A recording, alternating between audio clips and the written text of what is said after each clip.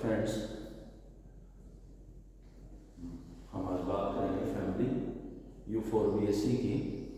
मैं आपको पहले ही बता चुका हूँ कि मेरा उद्देश्य है कि जो BSc थर्ड सेमेस्टर के स्टूडेंट हैं बरेली कॉलेज बरेली के, उनको उनके सिलेबस में जो फैमिलीज़ हैं उनसे रिलेटेड जो टेक्सोनॉमिकल टर्म्स हैं, उनका जो डिस्क्रिप्शन है, उनका जो वर्णन है वो मैं बताऊँ।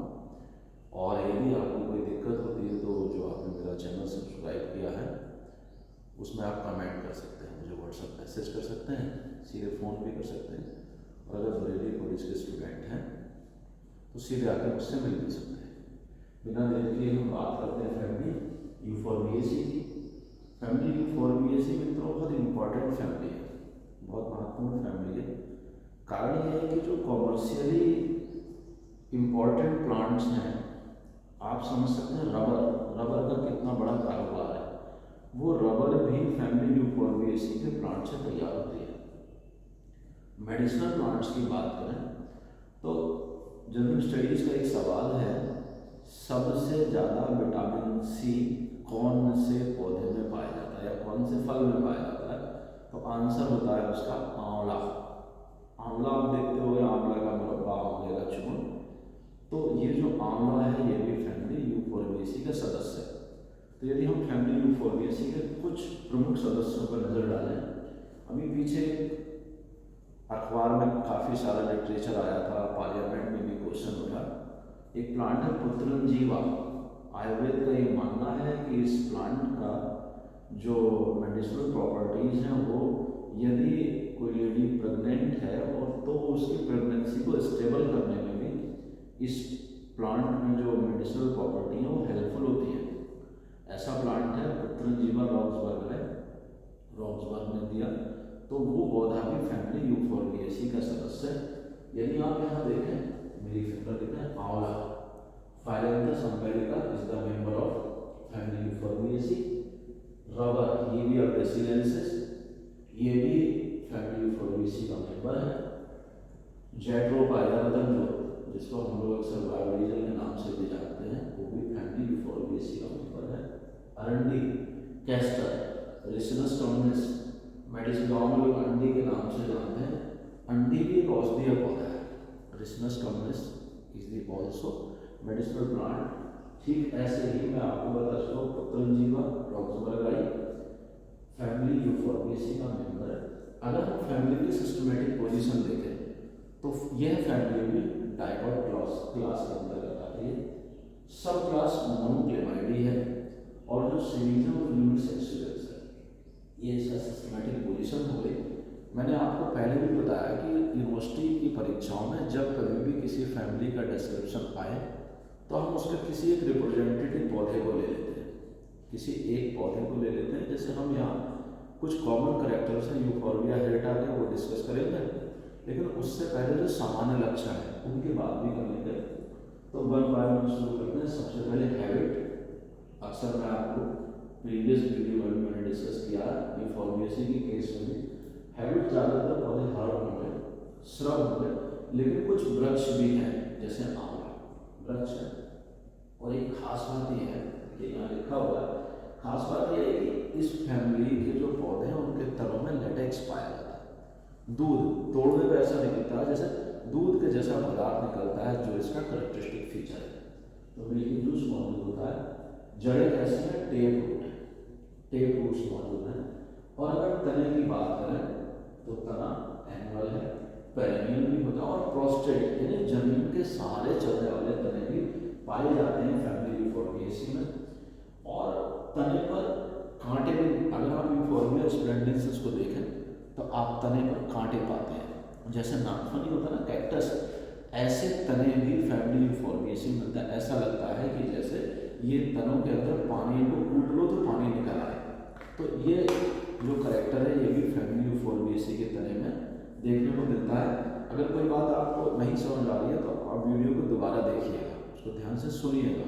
हो सकता है कि मैंने कोई बात जल्दी बोली हो, तेज बोल दी हो, आपको ना समझ आए, आप दोबारा देखिए, समझ आएगी।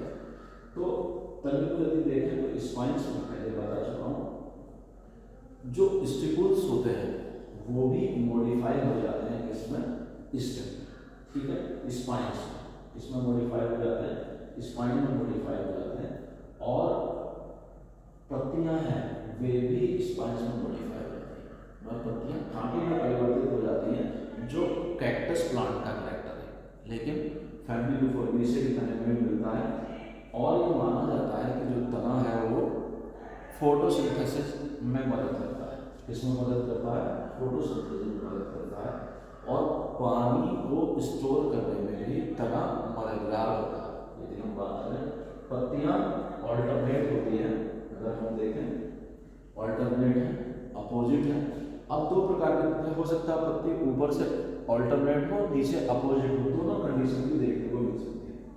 सिंपल होती है, रेयरली, बहुत कम केसेस में कंपाउंड होती है। स्टिपुल्स स्मॉल है, और जो स्टिपुल्स हैं पत्तियों में वो ग्लैंड्स की फॉर्म में मॉडिफाई हो जाते हैं, ग्लैंड्स की फॉर्म में बदल जाते हैं, कांटों की फॉर्म में भी बदल जाते हैं।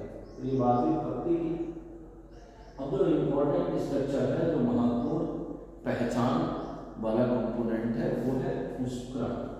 तो खास बात यह है कि फैमिली यूफोर्बिएसी में यदि हम यूफोर्बिया की बात करें, किसी अन्य पौधे की बात करें, तो इसमें जो पहली ब्रांचिंग होती है फूल की, पुष्पक्रम की, वो रेसिमोस प्रकार की है, लेकिन दूसरा जो फूल डेवलप होगा वो साइमोस प्रकार से डेवलप होगा। और अगर केवल यूफोर्बिया डेटा की बात करें, तो यूफोर्बिया में जो इन्फ्लोरेसेंस है वो साइक्लिक प्रकार का होता है। साइक्लिक प्रकार का इन्फ्लोरेसेंस क्या है?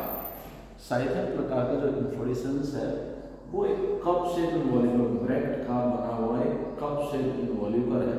उस कप शेप इन्वॉल्यूकर में एक सिंगल फीमेल फ्लावर यानी एक ओवरी यानी एक गाइनोसियम, सिंगल गाइनोसियम या ओवरी सिंगल फीमेल फ्लावर को रिप्रेजेंट करती है, जिसके चारों ओर बहुत सारे मेल फ्लावर यानी बहुत सारे स्टेमन्स मौजूद होते हैं। इस प्रकार का इन्फ्लोरेसेंस साइक्लिक इन्फ्लोरेसेंस कहलाता है। तो वो आपको यूफोर्बिया में देखने को मिलेगा, which give the appearance of bisexual flower. देखने पर ऐसा लगता है कि जैसे बाइसेक्सुअल फ्लावर हो, और मैं आपको पहले बता चुका हूँ सेंटर में जो टर्मिनल फ्लावर है वो फीमेल होगा, और उसके ठीक नीचे 4 से 5 ब्रैक्ट जोड़ करके इन्वॉल्यूकर बनाएंगे, bract are connect and form of veiling like involucre. उसके बाद in the axes of each bract the scorpioid cyme of male flowers. मैंने आपको बताया कि गाइनोसियम के चारों ओर मेल फ्लावर्स होते हैं, तो वो स्कॉर्पॉइड मैनर में होते हैं, सबसे नीचे छोटा होगा, फिर बड़ा होगा, फिर बड़ा होगा, फिर बड़ा होगा। यहाँ देखिए सबसे नीचे छोटा है, फिर बड़ा है, फिर बड़ा है, फिर सबसे बड़ा है। तो ये मैंने स्कॉर्पॉइड साइन कहलाता है। Each represent by single स्टेमन। मैं आपको पहले बता चुका हूँ प्रत्येक जो मेल फ्लावर है वो सिंगल स्टेमन द्वारा रिप्रेजेंट होता है।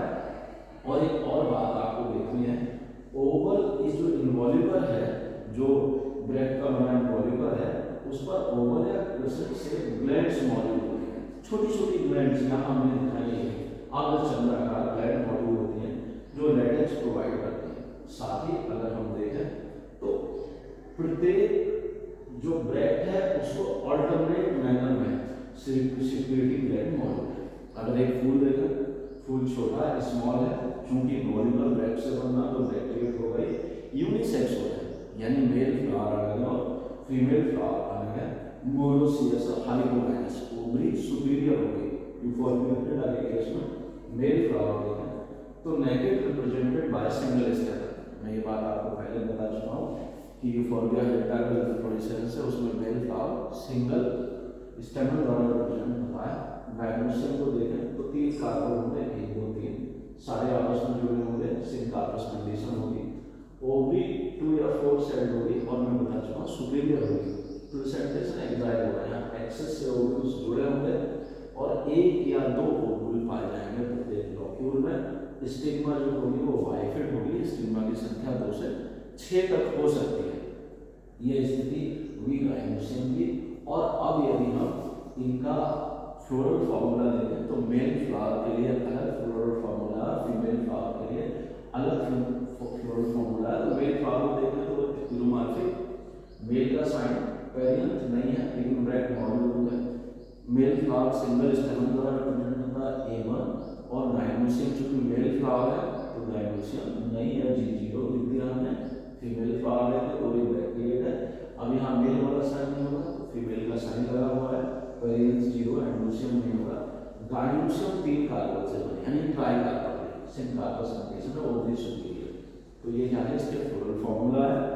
अगर हम फ्लोरल डायग्राम देखें मदर एक्स, ये जो हमने बनाया these are not the sepals और नॉट द पेटल्स, ये ब्रैक्ट्स हैं जो एक वॉल्यूबर बना है और प्रत्येक ब्रैक्ट पर ग्लैंड्स मौजूद है, ये ग्लैंड्स है। और हमने आपको बताया था स्कॉर्पॉइड मैनर में स्टेमन मौजूद होते हैं। तो यहाँ देखिए स्टेमन पहले छोटा फिर बड़ा फिर उससे बड़ा फिर सबसे बड़ा, क्या कहलाता है स्कॉर्पॉइड मैनर। बीच में ओवरी या डायनोसियम ट्राइकार्पल ओव्यूल मौजूद है सिनकार्पस और यहाँ ट्राइलॉकुलर दिखाई दे रही है। तो इस तरह से ये जो बातचीत हुई वो फैमिली यूफोर्बिएसी के बारे में हुई। फैमिली यूफोर्बिएसी बड़ी फैमिली और इम्पोर्टेंट है, कॉमर्शियली भी इम्पोर्टेंट है। तो यदि आपको लगता है कि कोई बात आपको समझ में नहीं आई है, कुछ छूट रहा है, आपको समझना है, या आप ये चाहते हैं कि कोई ये वीडियो मैं दोबारा बनाऊं, तो आप मेरे जो चैनल है उसको सब्सक्राइब करने के बाद उसको नीचे कमेंट बॉक्स में लिखिए सर ये बात हमको समझ में नहीं आई, इसको आप दोबारा बता दीजिए, या ये वीडियो आप दोबारा बना दीजिए, या इसके अलावा भी कोई ऐसी फैमिली जो आपको इम्पोर्टेंट लगती है और आपने अब तक नहीं पढ़ा है या आपको नहीं मालूम है, या मेरे वीडियो में क्या डिजायर्ड चेंजेस आप ये चाहते हैं, आप ये चाहते हैं कि सर इसको और ऐसे बनाएंगे तो हमको ज़्यादा अच्छा समझ में आएगा। ये बात आप मुझको सीधे बता सकते हैं, department of botany Bareilly college Bareilly आकर के बता सकते हैं, फ़ोन पे बता कर सकते हैं, हम उसको मेल कर सकते हैं, व्हाट्सएप कर सकते हैं। तो आज बस ये फैमिली यूफोर्बिएसी के कुछ कैरेक्टर्स के बारे में बात की। हम फैमिली यूफोर्बिएसी को कॉमनली स्पर्ज फैमिली भी बोलते हैं, इस बात का आप ध्यान रखिएगा। कोई और बात आपको समझ नहीं हो